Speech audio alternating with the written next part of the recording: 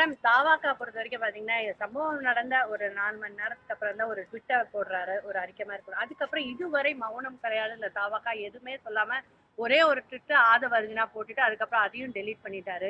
இத பத்தி நீங்க என்ன சொல்றீங்க? நீங்க இப்பொழுது நாம் வந்து மக்களை பற்றி அவங்க வந்து அவங்களோட பாதுகாப்பை பத்தி அவங்களுக்கு ஆறுதலா இருக்கிறத பத்தி தான் யோசிக்கணுமே தவிர இன்னும் வந்து பிரச்சனையை தூண்டுவது போல ஆம், வன்முறையை தூண்டுவது போல பேசுறது அப்படிங்கிறது வந்து ஆஹ், நிச்சயமா உச்சக்கட்ட பொறுப்பின்மை அப்படின்னு தான் நான் சொல்ல முடியும். ஒரு சிச்சுவேஷனை வந்து அமைதியாக்க வேண்டியதுதான் எந்த அரசியல் கட்சியாக இருந்தாலும் யாராக இருந்தாலும் அவங்களோட கடமை. வேற எந்த இடத்துலயுமே வந்து வன்முறையை தூண்டக்கூடிய வகையில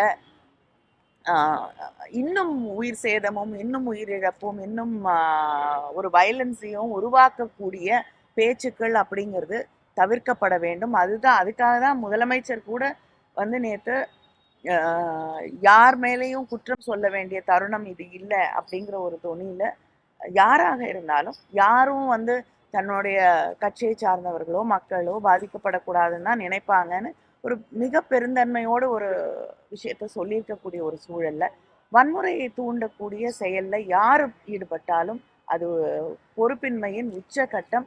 மக்களை பற்றி கவலை இல்லை, எப்படியும் அரசியல் ஆதாயம் தேட வேண்டும் நினைக்கிறது வந்து மிக தவறான முன்னுதாரணம்.